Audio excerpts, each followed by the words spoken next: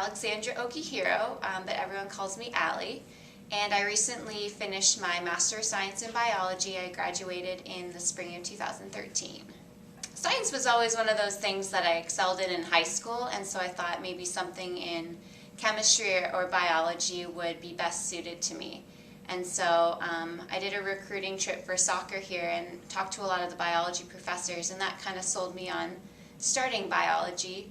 And then just through research experiences as an undergrad, sort of in my junior and senior year, that's why I decided to stay and pursue a master's degree here. So I made some connections with Dr. Blumenthal in particular, who's my advisor in my master's studies, and then also Dr. Gillespie gave me some experience in field research. So I was really interested in pursuing research, which is why I stayed for a master's degree. I guess we'll start with Dr. Gillespie. He is a professor in ecotoxicology, and I took his class, and he does research looking at the effects of like environmental pesticides on fish population, and also kind of what goes on genetically as well. And so I did some research with him, got to go out into the field, which is a lot of fun, and just kind of learn those basic field study skills. And so I presented some of that as my senior seminar. And then with Dr. Blumenthal, kind of more in a clinical lab setting, we look at the effects of bioactive foods on the immune response and also on suppression of cancer cells. Particularly, we're interested in suppressing melanoma growth. So my master's thesis kind of developed into trying to identify the components, active components of elderberry, which is the berry product of the black elder from Europe. And we're trying to see what exactly is it about this berry that can suppress melanoma and maybe increase the immune response as well.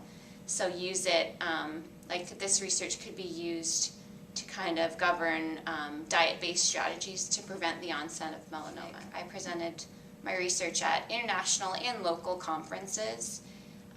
There was 4 of them over the past year, and I won 2 awards at those conferences. One was the IPFW Sigma Xi Best Graduate Poster, and then I got 2nd place at the Indiana Branch American Society of Microbiology conference. So a lot of great opportunities, again, not just in one discipline, but over a diverse amount of areas. So I originally came to IPFW to play soccer, and I sort of thought that was going to be my thing. I'd play soccer, I'd graduate in 4 years, and I'd leave. But IPFW is great in that it gives you so many opportunities to branch out, kind of get out of your comfort zone. And so I was a part of a number of organizations, not just sport related or biology related, but I kind of got into volunteering. And so I was one of the founding members of something called the Big Heart Club, and they act as a liaison between IPFW students and organizations in the community, and we just go out and help volunteer. So I got involved that way. I actually won the IPFW Student Leader of the Year Award in 2010, which was really cool.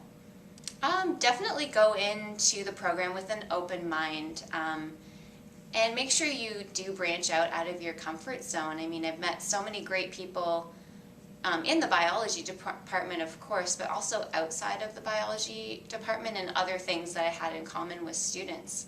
So definitely go into the experience with the idea that you're going to try and get the most out of it. So really be involved. There's so many great opportunities there, and if you only ask and use your resources, you can just uncover so much about yourself. I've always known that I want to be a physician, so medical school is definitely in my future plans. I've started to apply to schools already, which is exciting but nerve-wracking.